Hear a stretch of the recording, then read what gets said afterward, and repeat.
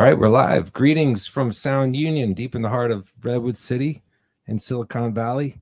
My name is Shane McLaughlin. I'm a seasoned storyteller, content strategist, and communicator who got my start as a reporter at Inc. magazine.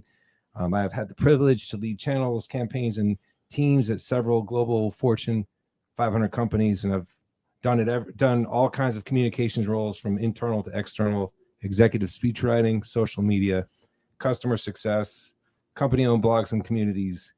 I really enjoy communications, the written word, and storytelling, but what I enjoy most is actually connecting folks to meaningful work and meaningful conversations.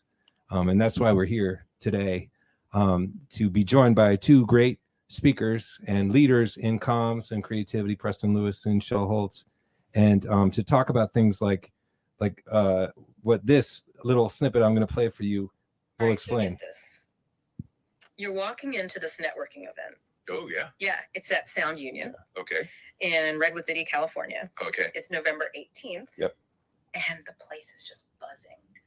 Everyone's talking about AI and creative careers. Yeah, that's a hot topic these days for sure. It's pretty cool, right? Yeah, and holding it at Sound Union is interesting. Right. A place built for musicians and audio creators. Yeah. That's a choice. Totally. Don't you think? It's like they're saying, hey, AI is coming to the creative world, but let's explore how it can work with us. Right. Not just replace us. Exactly. Okay, so how creepy is that? Because all I did was drop in the link to the Eventbrite that I put together into Notebook LLM, which generated that goes on for 16 minutes. And it's really interesting because they ask questions relating to some of the things we're going to talk about, about like whether or not it could supplant us, how we can leverage it for creativity. So I'm really excited to talk more about it with real people, not fake people. So I'll just introduce these two really quick. Shel Holtz, 6-time author and internationally recognized expert in the craft of corporate communications, having spent over 4 decades at the intersection of comms and technology. Shel has consulted independently for more than 20 years as a principal of Holtz Communication and Technology, working with organizations worldwide to innovate in their communications, from email to intranets to social media.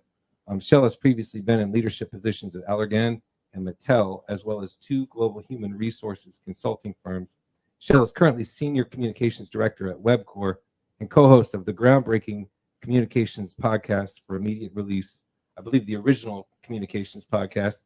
So that's great. Shel is also an IABC Fellow and Gold Quill Award winner who speaks and writes on the transformative power of digital tools.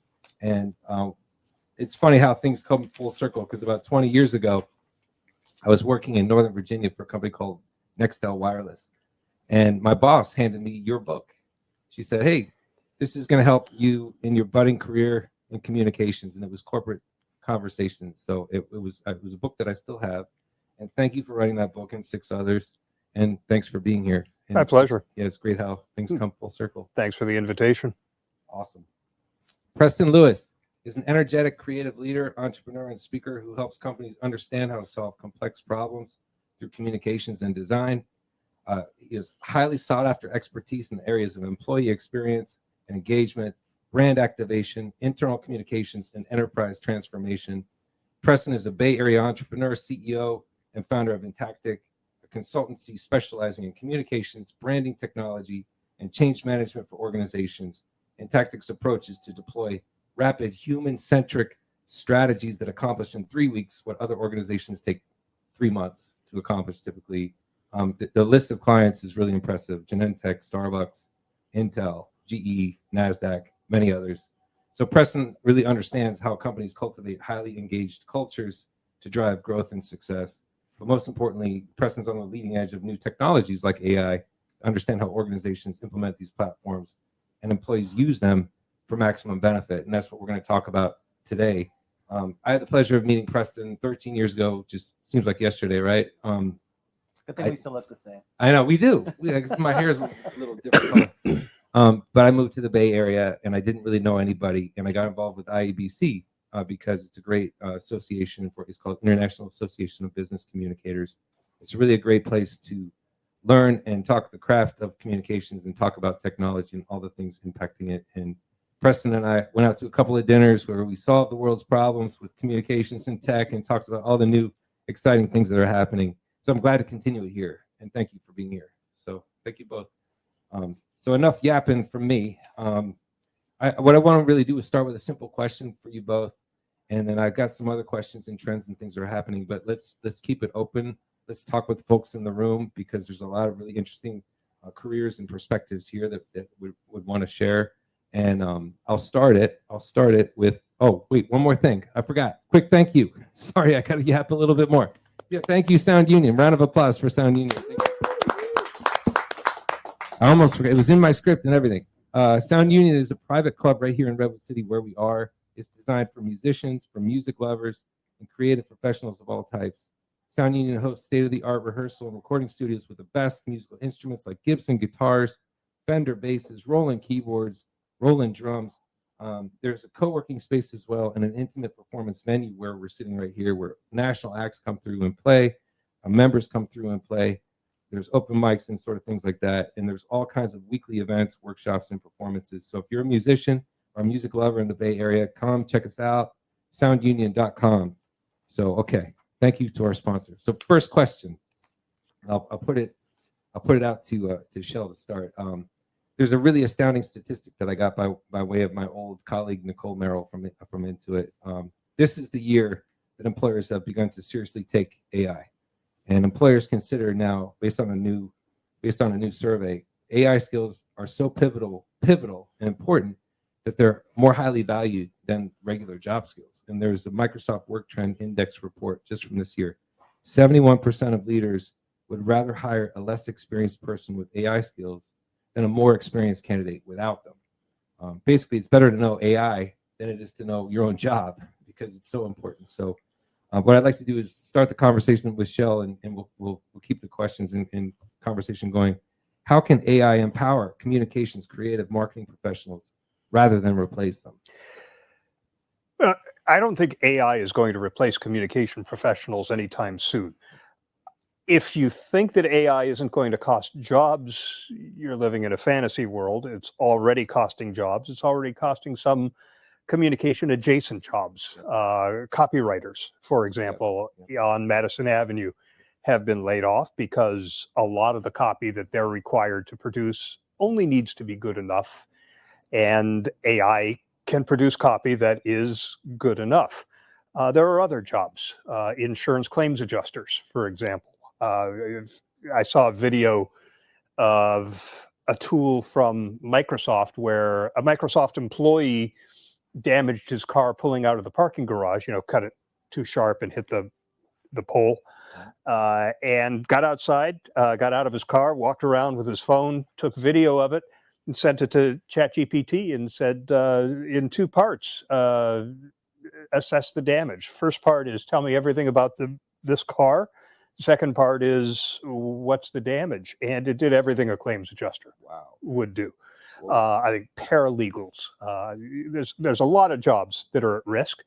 This is nothing we haven't seen before, though. It's called creative destruction. There are going to be tons of AI jobs that will become available. And just as, how many web developers were there 35 years ago, or social media professionals?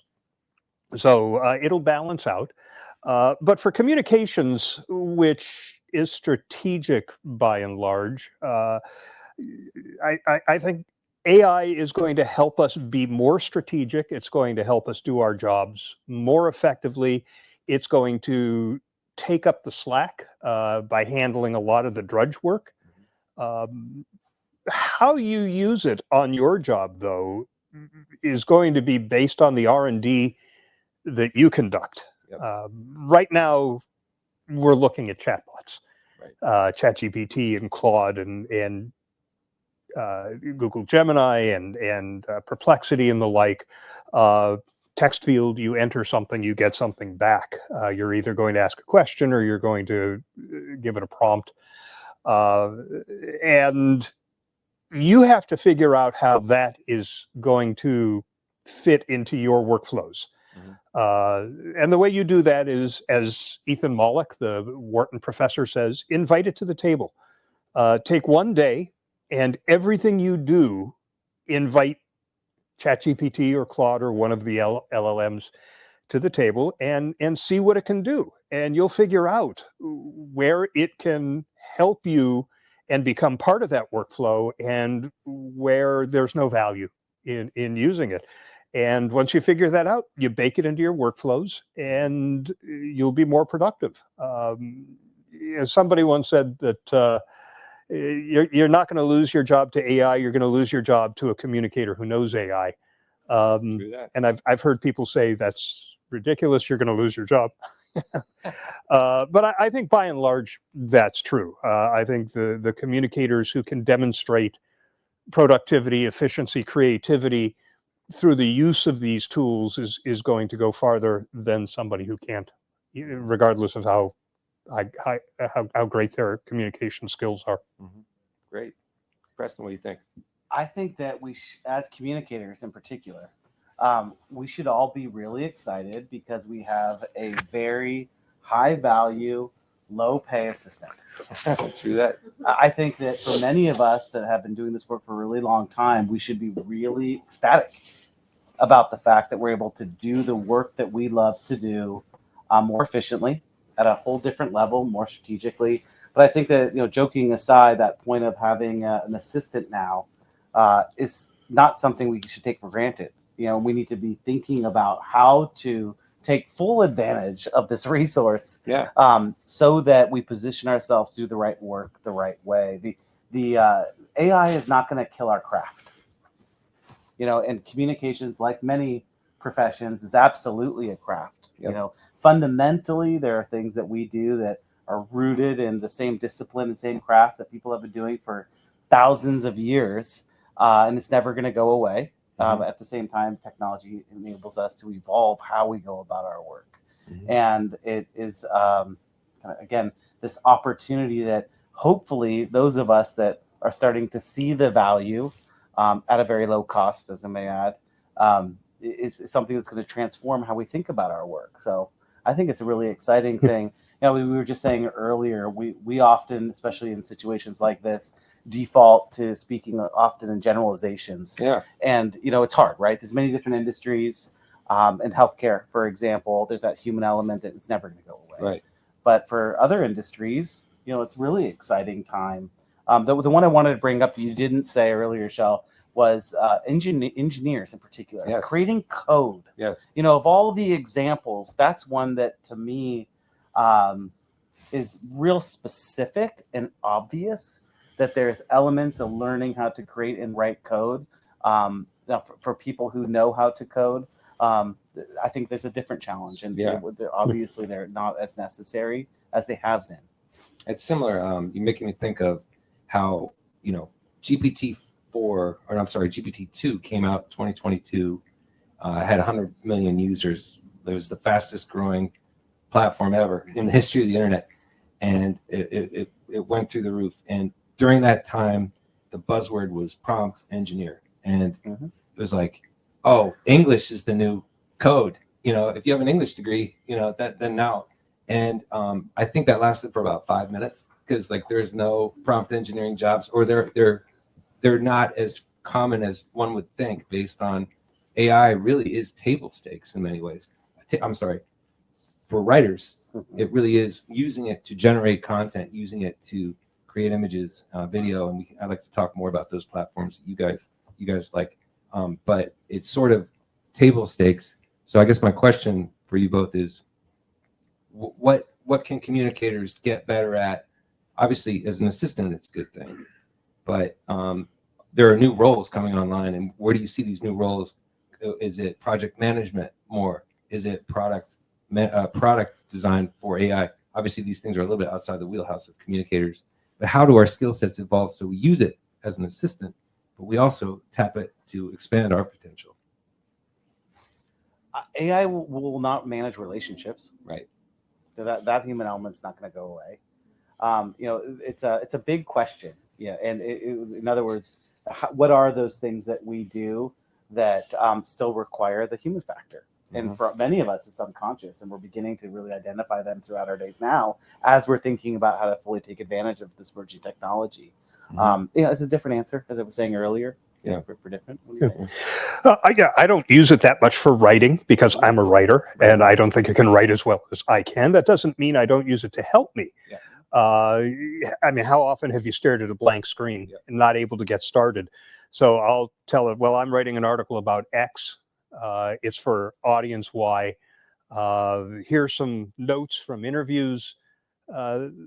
Write 5 leads, all different types. I write a hard news lead, write an explainer lead, write a soft feature lead, and it'll give me 5 leads. And I've never once used the lead that it gave me, but every single time it makes me go, oh, now I know what I'm going to say. It gets me unstuck. But what I use it for mainly is things like playing devil's advocate. I am going to be presenting this argument to our employees in favor of this change the company is making. What pushback can I expect? And, I've already, listed the pushback that I'm expecting, and the AI usually will reiterate what I've already figured out is going to happen, but it usually also gives me 1 or 2 that I hadn't thought of. Same thing with preparing for an interview. I work for a construction company, a lot of engineers. I am not an engineer. And if I'm going to go out and interview somebody about something that's happening on one of the buildings that we're building, I'll say, these are the questions that I'm going to ask for an article about X. What am I missing? It'll give me 15, 20 questions, most of which I'm going to shrug off. But again, always 2 or 3 that I go, those are great, and I hadn't thought of them. So as Preston says, think of it as a really smart intern that's working for you that you can bounce stuff off of in your work. Your question of what the earlier question about what jobs might it be, what tasks might it be. One of the we work with many different organizations that are thinking about communications functions in particular, that are thinking about how do we employ these assistants and this new way of thinking. And one of the models we created that really I think helps kind of bucket, if you will, the opportunity spaces, called CIA, the CIA model: creation, insights, and automation. And when you think about it, it absolutely aligns with kind of the maturity spectrum, if you will, that many different organizations and teams are on. We're talking a lot about, well, what tools can we use to create content or create images or even create ideas? Some of us are also taking content and data, putting it somewhere and probing it for insights on that data. And then the third is really connecting the first 2 and taking it that much further. How do we create surface insights to ensure that we're learning from what it is that we're creating, and then ultimately automating experiences and tasks and reporting. I mean, the examples are endless, but it's really been helpful to think about, where should we be focusing based on our level of understanding of the value of the technology. Yeah, I was talking to a guy at a meeting a few weeks ago, and he's an executive communicator, so he does a lot of speech writing. And his team struggles to get the CEO to give them the time they need. So what they ended up doing was taking every speech he's ever delivered, every shareholder level letter he's ever written, any articles, any thought leadership pieces, and created a GPT with all of his work. And now they query the GPT when they have a question for the CEO. And they've tested it with him, and it's pretty damn good in terms of. Out? Yeah.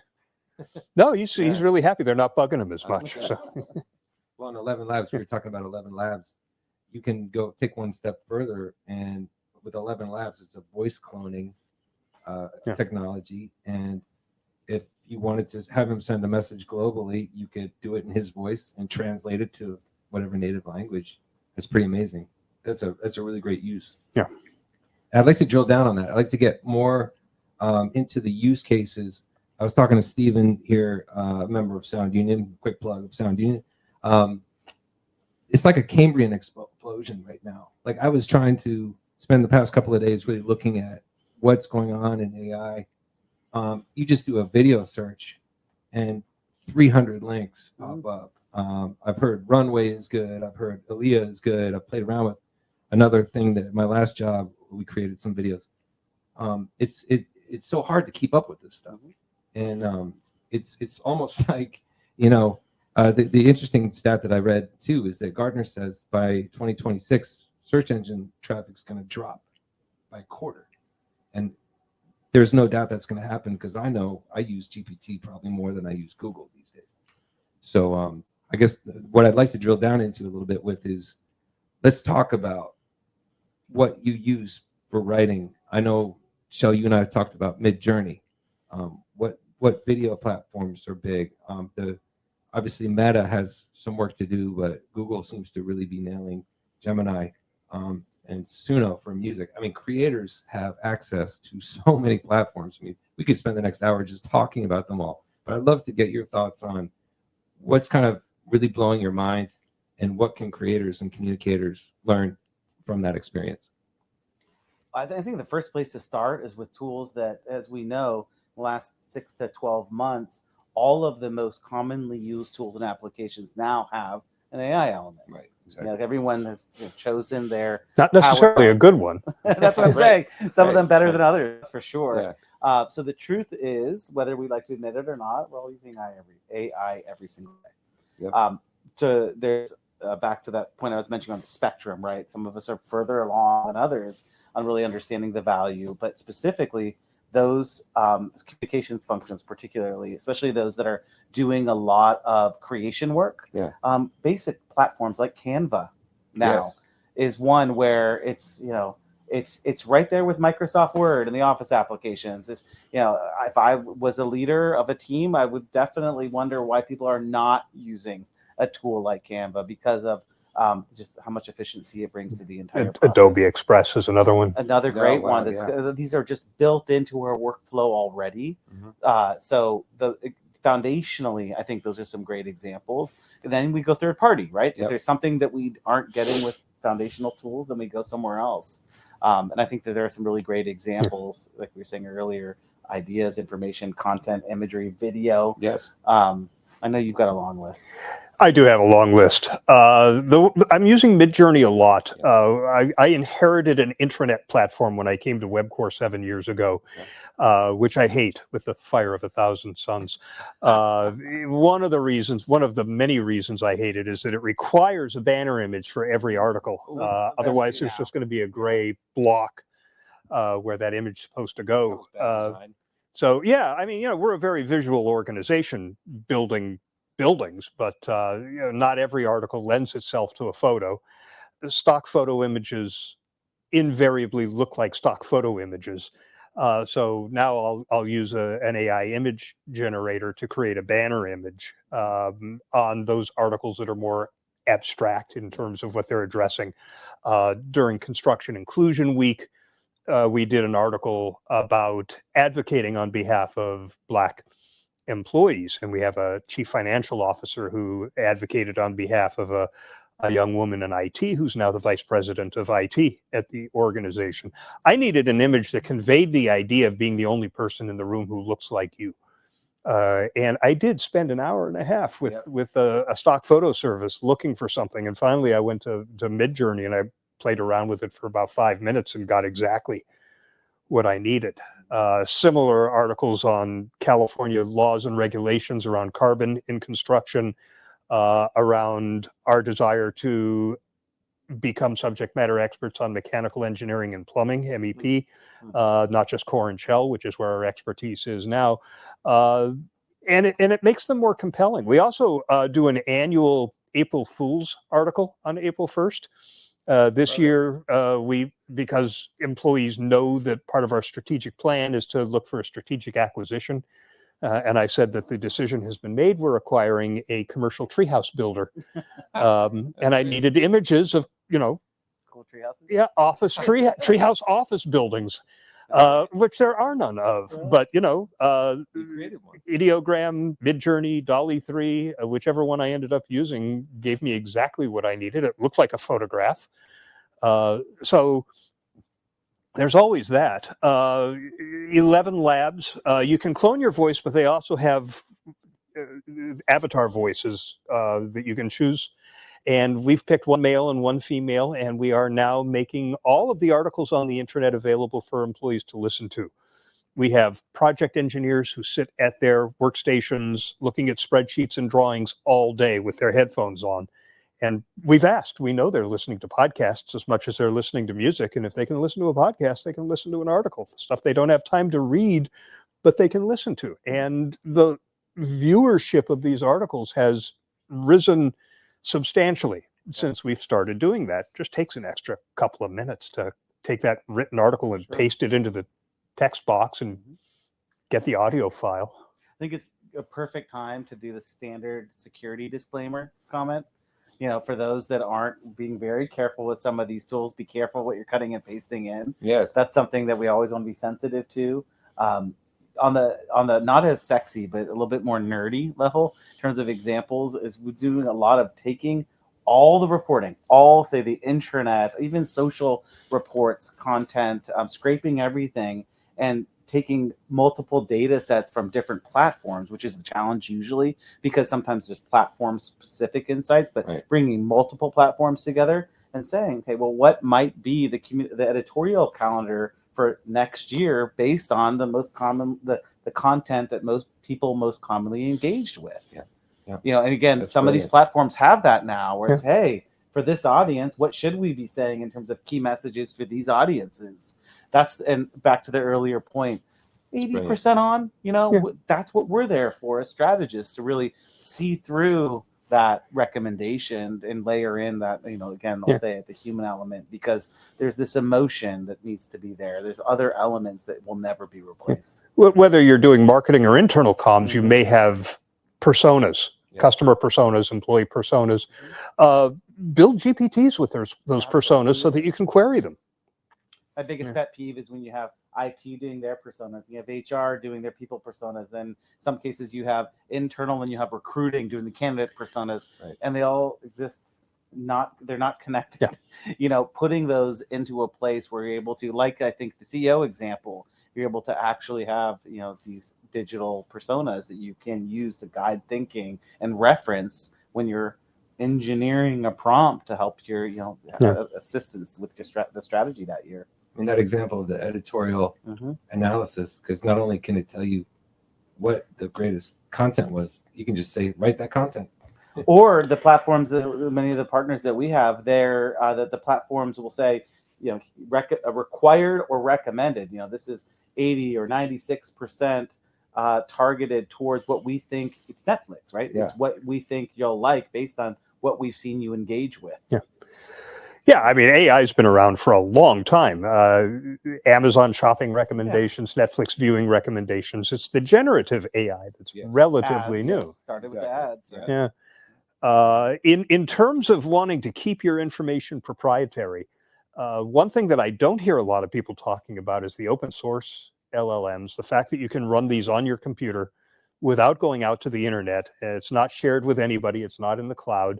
I use something called Studio LM on my computers, and I've got 3 or 4 open source LLMs that I can load in.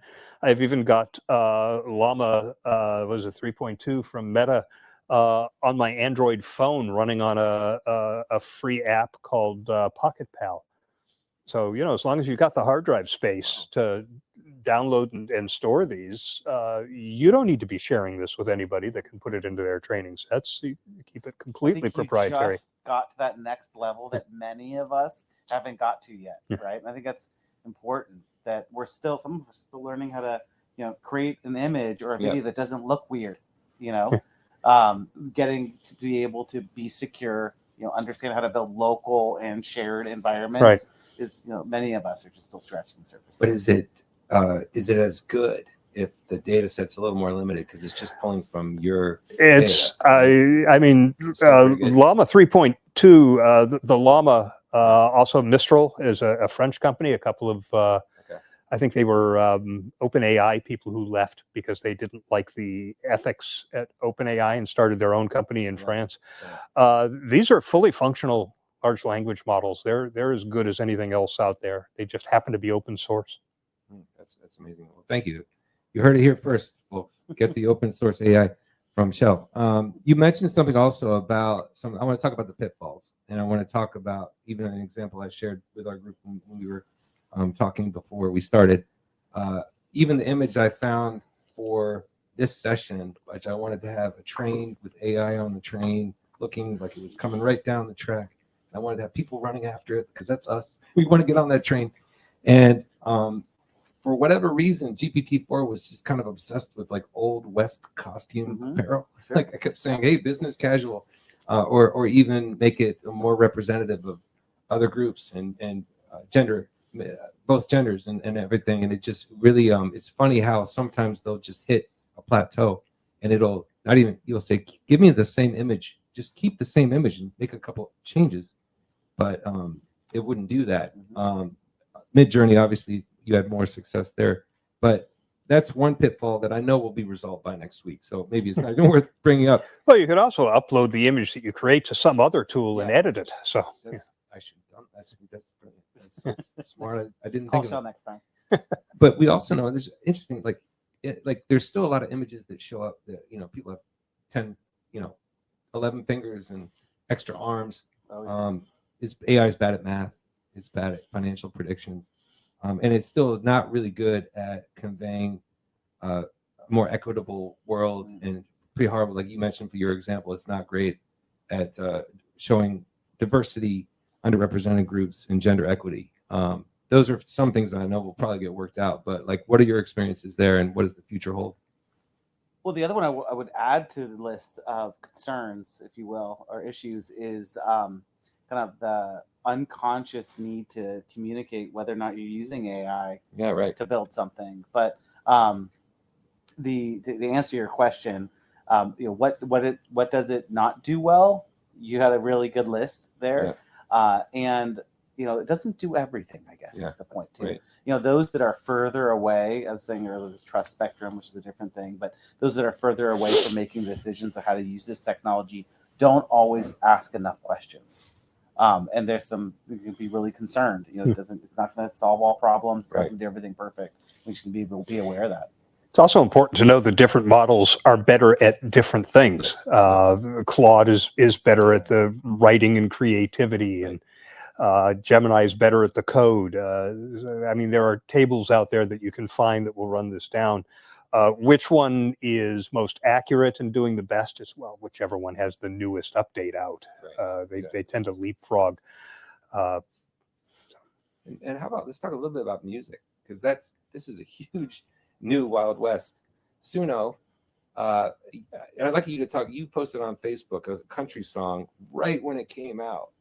And this country song was like, could have been on the radio, the way that you kind of served up the prompts.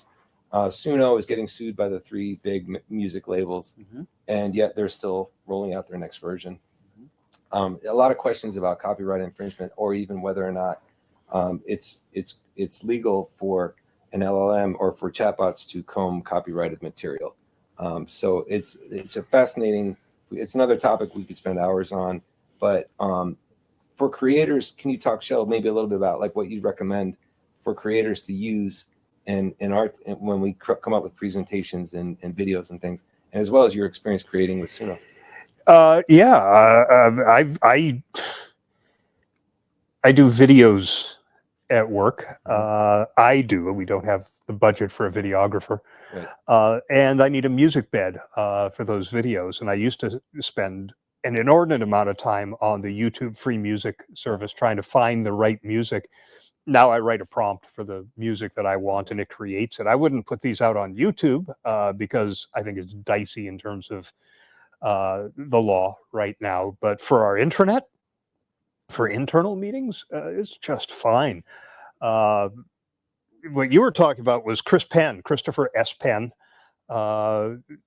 shared on LinkedIn that he had, I think it was ChatGPT, write lyrics for a country western song.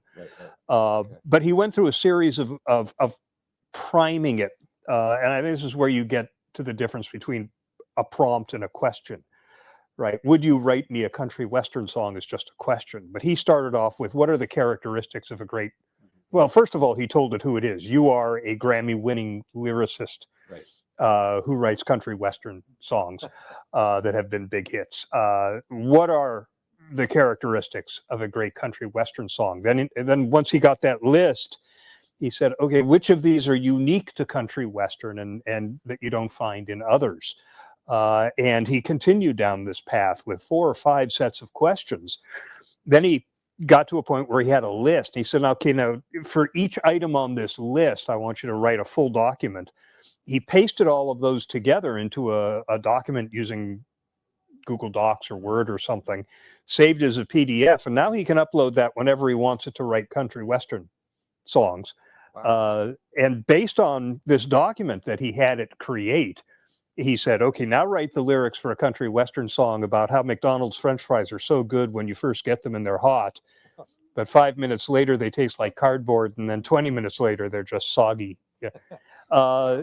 And it wrote a pretty decent song compared to what came out when you just said write the song. Yeah.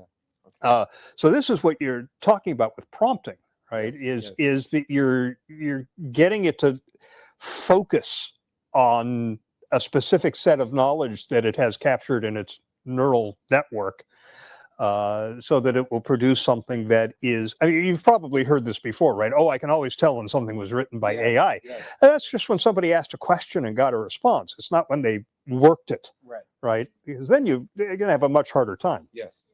Well, but there's no question that the economy of music is completely going to change. Bringing it back to comms for a second, remember we used to buy and license things, whether it was images, we're now making our own. Whether it's music, well, we can now make our own. There's just so many ways of pulling this together. I have no idea how some of those creators on either the video side or the music side are going to continue to make money, but it's going to change. There's no question. One other example to your question earlier about what we specifically can be doing better, faster, and cheaper. If we would dive into what a lot of us are doing now with podcasts and vidcasts. Yep. I mean, the thought that today I can have a Zoom call with somebody, take the recording, I have an hour call, the next hour I can move that into Descript, sound quality video, hit a button, remove all the ums and ahs. Next, I edit it like I'm editing a Microsoft Word doc. Then I just put it into Munch, and I have all my clips ready for social with content, and then post all in that second hour. If you think about how quickly, how much more efficiently we can create, it's unbelievable. It's amazing. The other thing is that, I mean, a lot of what I create with AI, I don't have budget. I've never had budget to hire somebody.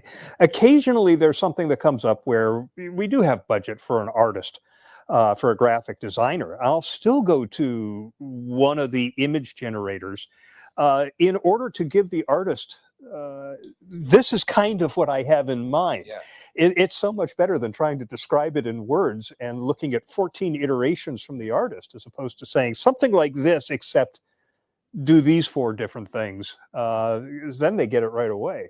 So can you go next and just mention some perspective? Sorry, I wanted to bring all this good. up. This is where a we're good going. time. Yeah, I think you know where I'm going. Yes. And just indicating who the author is. I know you've shared a perspective before. on when disclosure? around disclosure. Yeah, I think you disclose any time people would be deceived by not disclosing.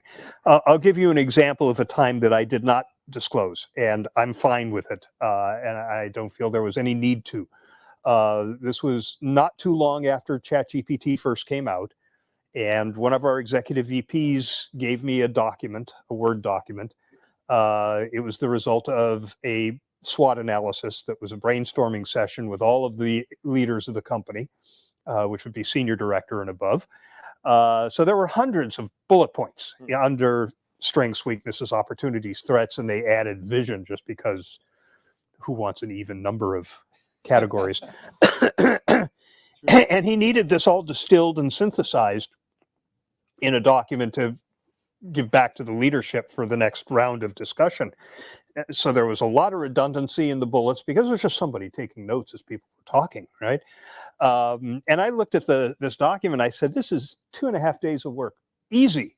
But then I remembered ChatGPT was there, so I took all of the strengths, I scrubbed the document before I shared it. I took our company name, our parent company name out of it, changed it all to Acme.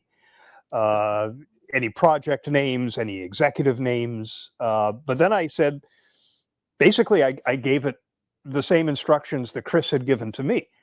And it gave me the results very quickly. I had to pull the original document up side by side, make sure that it got everything right, which it hadn't done.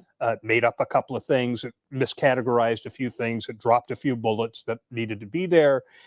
Some of the labels were not right. But ultimately, I spent 2.5 hours on this entire project. I pieced it all together into a Word document, and I sent it to him.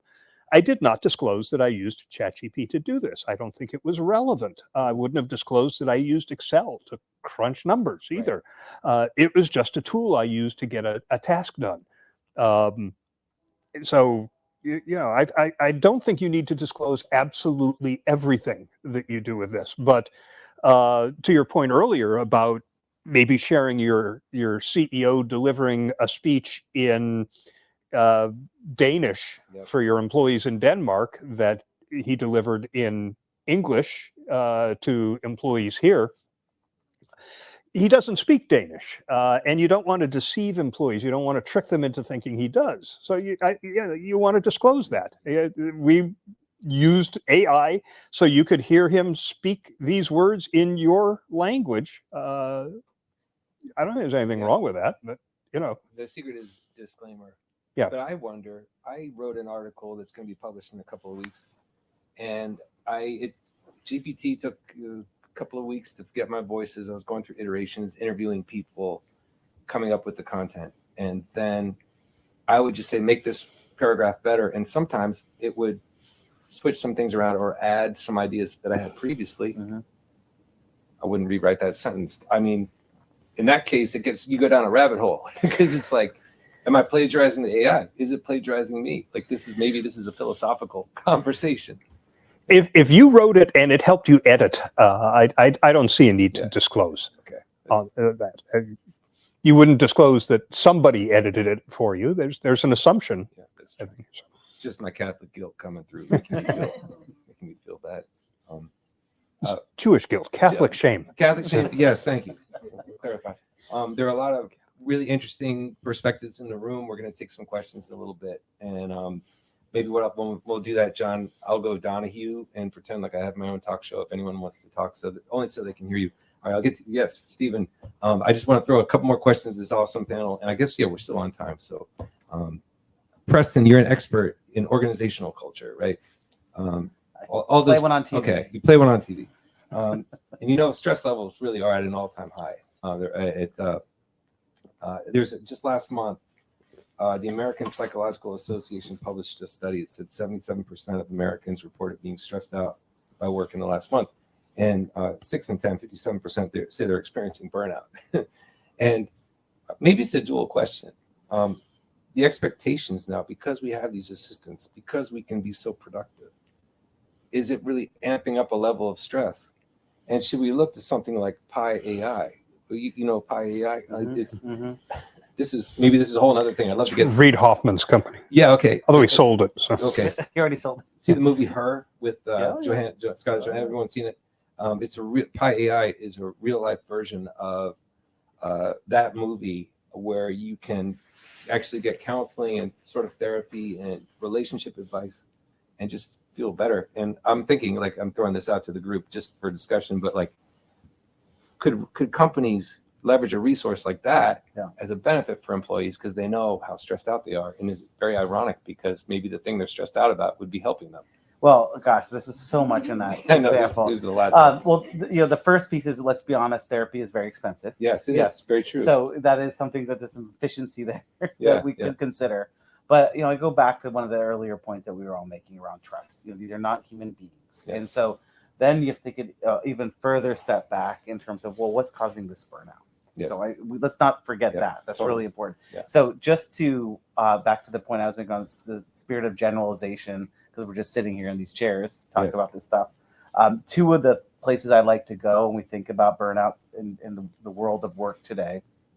The first is we have people newer to the workforce that don't understand the expectations and haven't lived the pace and met those expectations that many leaders in particular have and people managers have for their teams.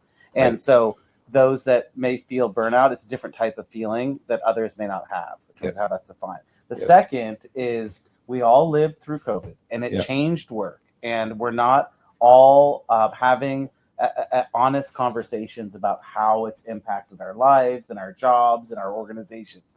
And both of those things are true. And in my experience, those are the drivers, along with, again, the obvious, which is life, third, if you will, which is complex. But considering that, if the question is, well, those that are that could benefit from having therapeutic dialogue with a person or a machine, is that a thing? It's absolutely a machine. I mean, it's absolutely a thing, I should say. Many people, let's go to the example, that first example I shared of those that are experiencing burnout because there's expectations they're not meeting because they're newer to the workforce. Oftentimes, if you just look at the data, those are also people who are more open to speaking about a machine, speaking to a machine or a computer about themselves and their feelings. So it might be a great fit as an option, but we all know, one option isn't going to work for everyone. So to complement the spectrum of benefits that are available to people in an organization, I absolutely think, just like anything with emerging technology, experimenting and learning and piloting and testing for specific people to meet specific needs is something that any organization should consider. Yeah, there are companies out there that have characters built on AI that you can sort of adopt and interact with on a regular basis. I've read that many people are using them for erotic purposes, but others are using them just to deal with loneliness, which has been identified by the Surgeon General as an epidemic in America. And the data so far shows that it can be pretty effective at that. Given talking to nobody and talking to an AI character, an AI character is better than nobody. Right? And let's be clear, in the same vein of needing medical assistance, we're often speaking to AI-powered doctors.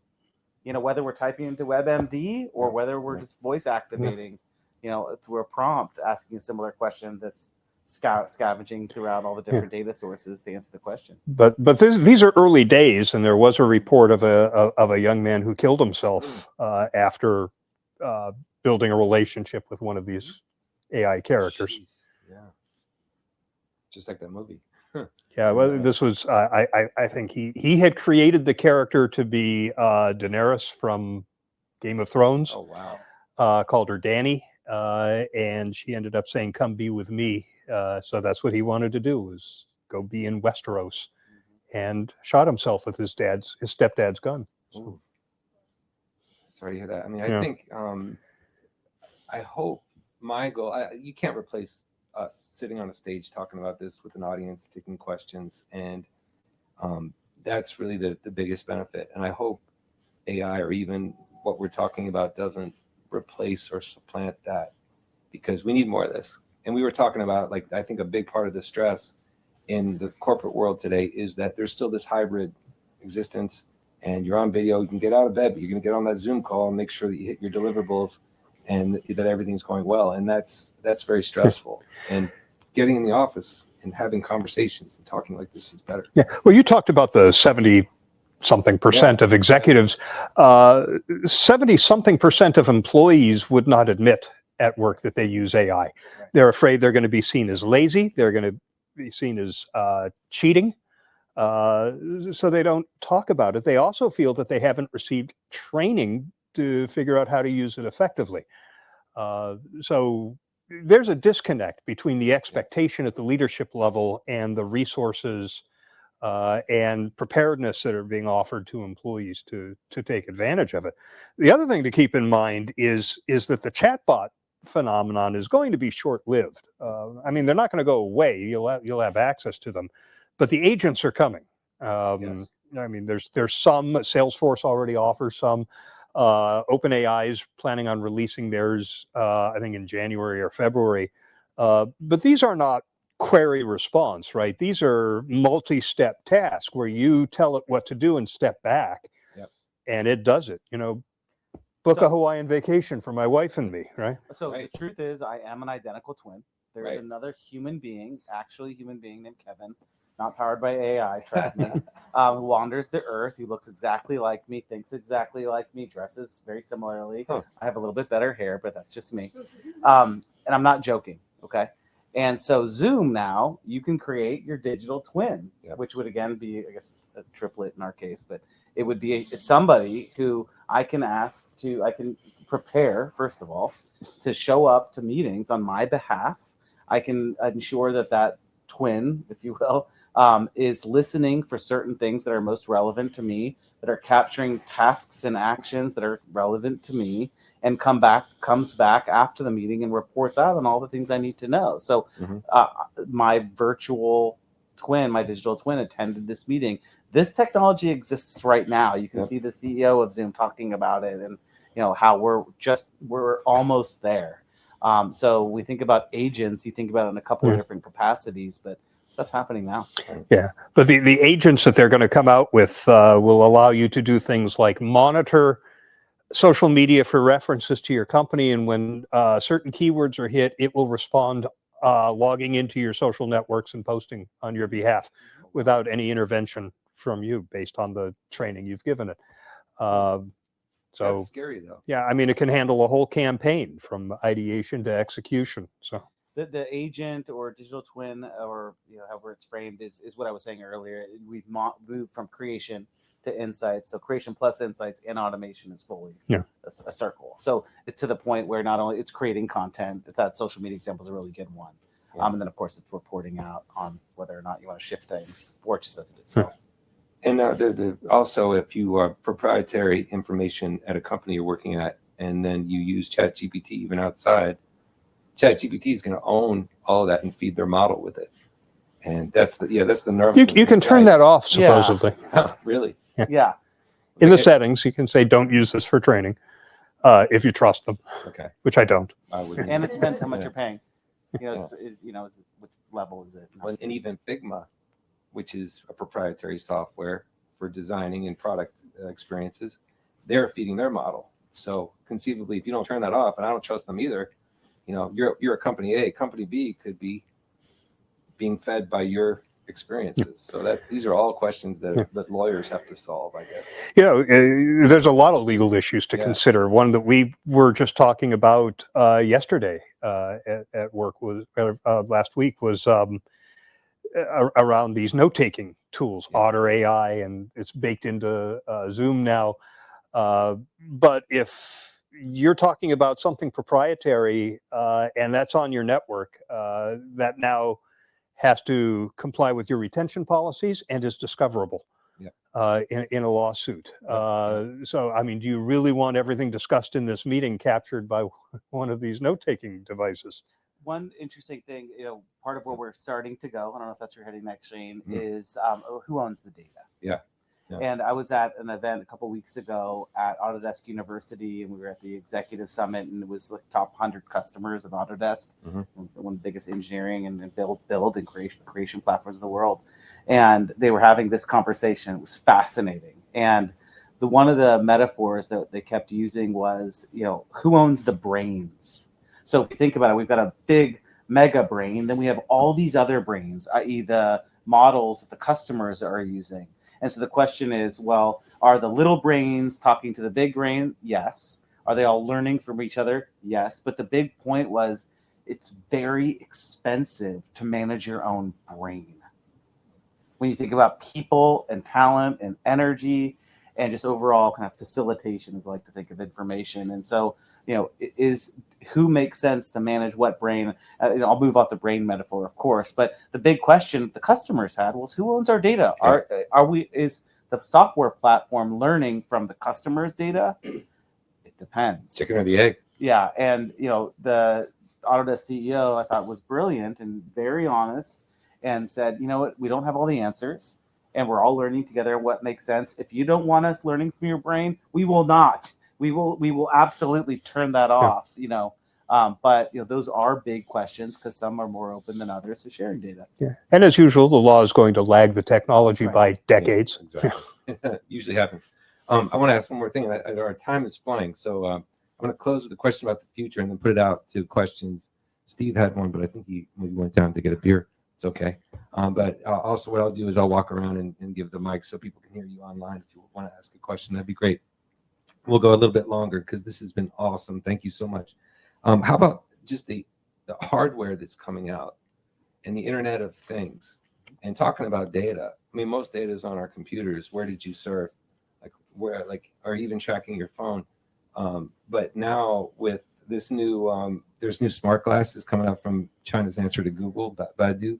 And they just, in August alone, they were getting 500 million data requests a day. And that's tripled to 1.5 billion 3 months later. They're one of the largest economies. There's more people, more data. It's going to get so smart, so quick. Are we just really seeing the beginning? Because now it's gonna know what we had for lunch, and it's going to actually have access to maybe our conversations at work and things. I mean, are we just seeing the beginning of where AI is going to go in terms of how it affects our lives? Well, yeah. Yeah.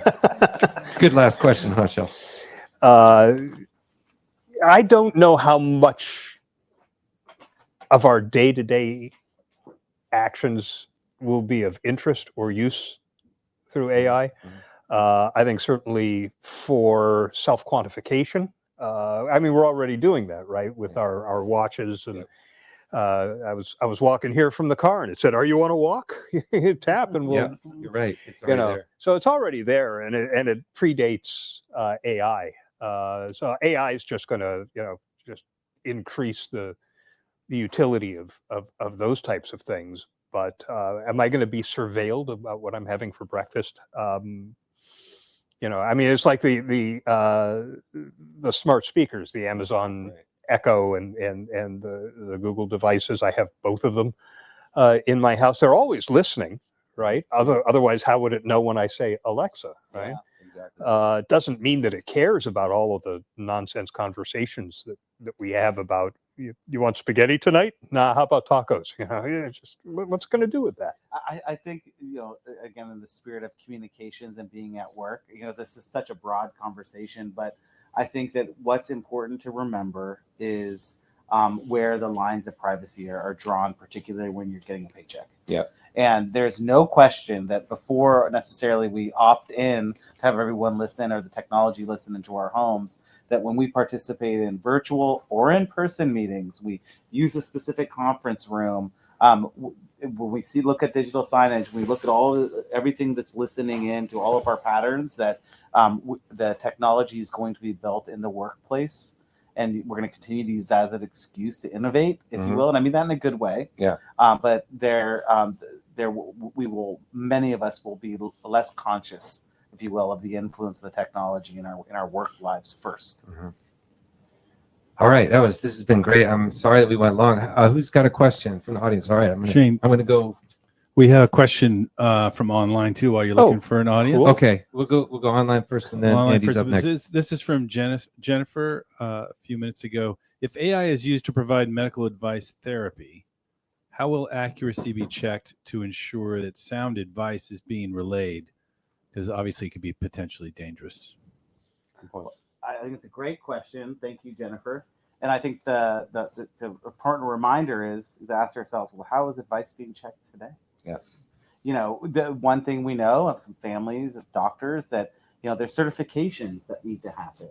And I think that similarly, we need to constantly build in these protective mechanisms to ensure that wherever data or insight or information is coming from, that there's a trail that suggests where that data came from, and especially if someone's paying for it. That's interesting. It's also a question of what resource are you using.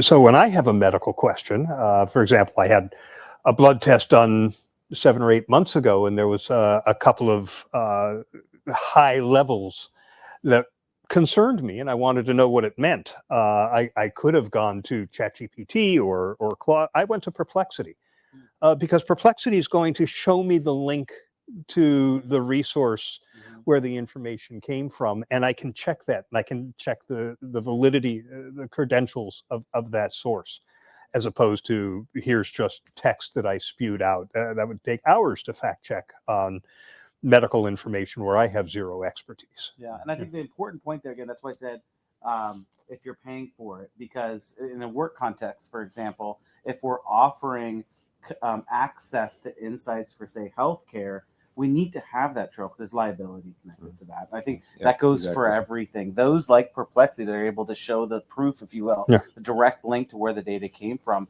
There's value associated with that, and there's transparency there that is required, I think, for any of this to work in our new systems. Yeah.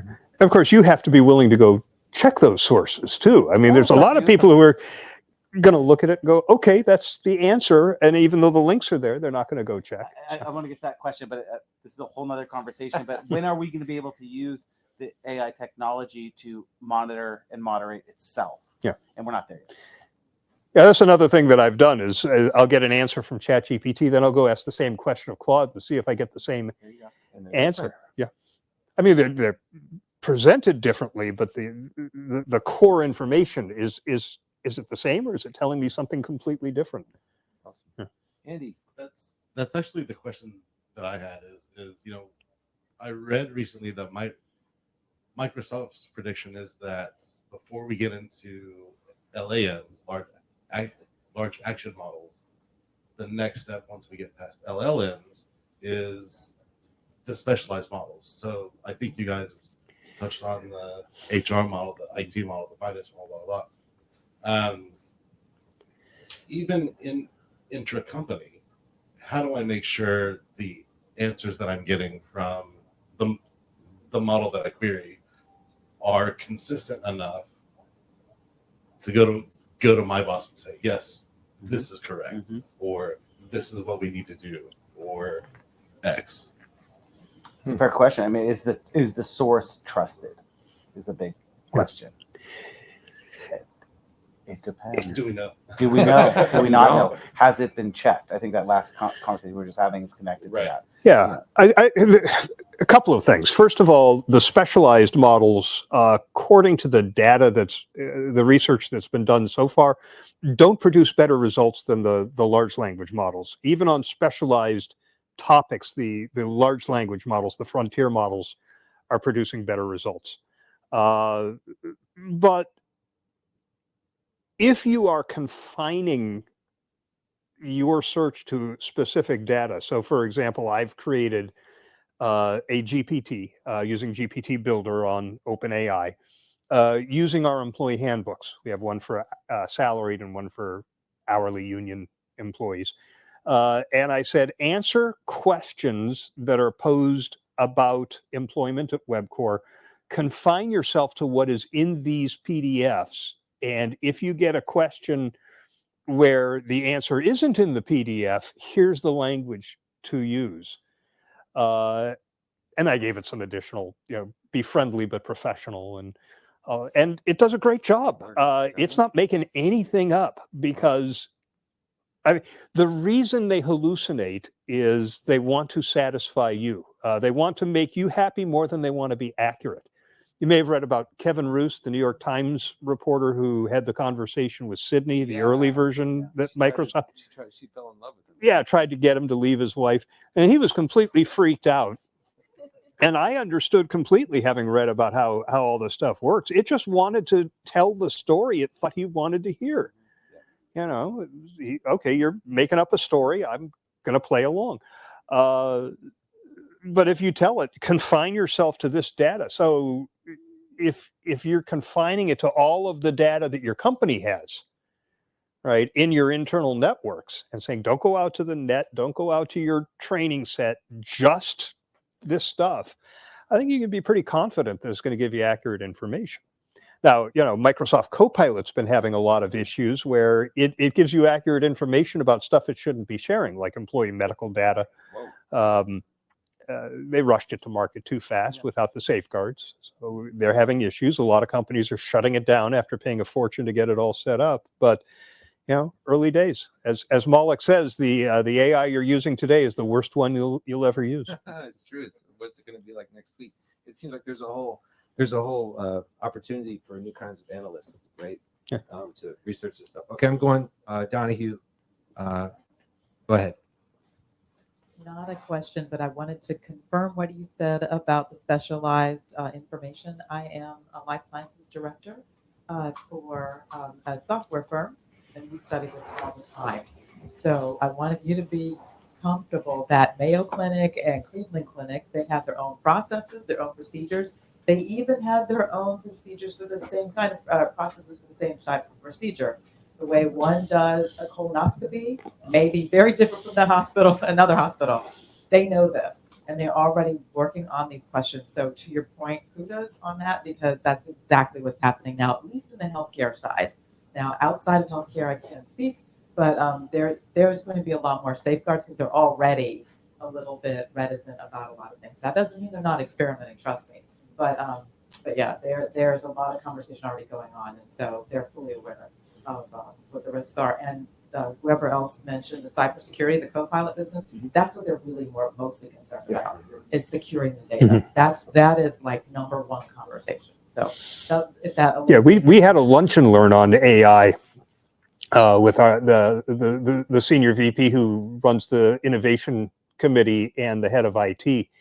And we had young employees say, I won't touch it because I don't trust that it's going to keep my information private. Copilot? No, just any AI. Okay. Anything. Well, so thank you for that comment, by the way. I think it's the old thing.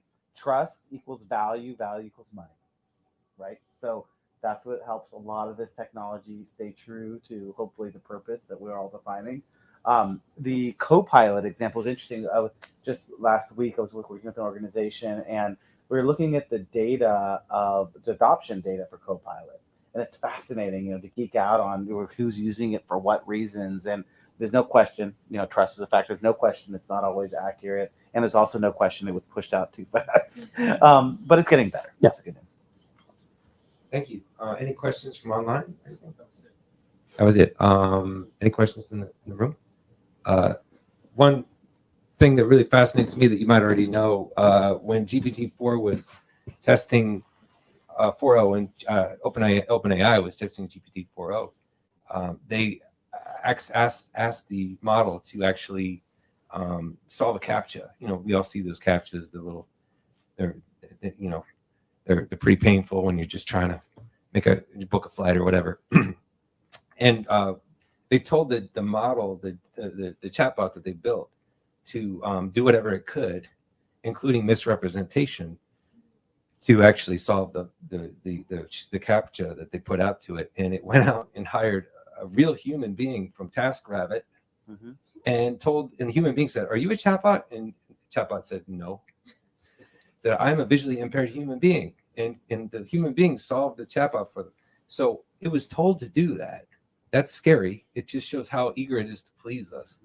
And there's probably 10 other stories that we could always share like that. But it just reminds us about how powerful this technology is and how we have to be careful, especially in communications, transparent, where we can show that we're using it as a disclaimer, like we talked about before, and things like that. Yeah. Well, one other point that I think is really important to make if you have any influence over the leaders in your organization is there's going to be a tendency to say, wow, we can lay people off and do the same amount of work with fewer people, as opposed to saying, wow, with the number of people we have using this, we could do so much more, and this idea that, we're going to shrink our way to success. I've never heard of a company shrinking their way to success, ever. So yeah, it's not a way to cut costs and have the AI pick up the slack. It's a way to be more innovative and more productive with the people you have. Yes. All right. Amanda, here you go. Thanks. Hi, Amanda here. Hi. Shel, you've given a number of great examples of how you've done just that. You've done more than you were capable of doing because you had access to these AI tools. As we get to agentic AI, what are you imagining that you're going to be able to do better in that scenario? That's a really good question. I'm going to need to wait and see what these can actually do when they come out, because I think there's a lot of hype. And I'm not convinced that the hype is going to be equaled by at least the early products. But I think data analysis and recommendations, that I'm not going to have to ask it to look at the data. I can set it up to just be looking at the analytics from our internet, looking at the analytics from our press releases, and coming back and delivering reports and recommendations and proposed responses and the like. I see that as a huge time savings. I look at a tool like Profit. I don't know if you're familiar with PROPHET. It's a PR tool. Aaron Quitkin, who used to be an agency CEO, founded this company. And what it'll do is you give it your press release, and it will find the reporters who are writing about that sort of thing, and then write the pitches tailored to each reporter based on the material that they have already written and published. And this is not agentic, right? This is just, you have to push the buttons and make it happen. Imagine if that could be turned into something an agent does, where you give it the press release and off it goes, making the pitches and having the conversations with the reporters and the editors, and even answering their questions and setting up interviews with your executives based on the fact that it has access to their calendars, right? Creating the Zoom meeting for the interview. All of this is possible. So yeah, I'm waiting for the first ones to come out so that I can play with them and figure it out. But I definitely believe that there's going to be productivity improvements as a result of these. Pretty amazing. Anyone want to take us home? I know we've had, okay, we'll do one more question unless anyone really has something they want to ask. But thank you all for hanging out. I don't have a question, but I feel like a defense attorney on behalf of Gen AI. And a couple of comments. As you know, the LMs are trained. So training corpus is really the important part. So you can train it on your corporate data and it'll be contained to that, because knowledge is contained to the training set. So, and in terms of having access to your data, actually all of these companies, OpenAI, Cohere, Anthropic, they have enterprise licensing models. So you can do licenses like any other cloud computing source. I mean, currently, people use Oracle, SAP, and other sources to do cloud computing for their most sensitive financial data. And again, AI platform could do the same thing. So in terms of hallucination, I think when you go beyond the training data, it starts making up stuff, right? Because accuracy is really contained within the corpus of the information and knowledge. And one more thing, they start doing a very good job of time series analysis and forecasting, because they have to train on that. Yeah, So, if you ask one of the frontier models to recite the Gettysburg Address, it's going to be flawless, because the Gettysburg Address is on tens of thousands of websites. If you ask it to recite a high school valedictorian speech, it's going to make most of it up because it's on one website and just hasn't filled that many neurons in the neural network. So yeah, that's where the hallucinations come from, is usually when you're asking for something where it's not part of the so training the training set. corpus is really what Yeah. defines how it could answer accurately. Yeah, I love the example of, you see the cars driving around San Francisco learning how to drive. Yeah. You know how long they have to do that before they actually feel like it's safe for a human being to be driving without an actual human being, or people to be in the car without somebody driving.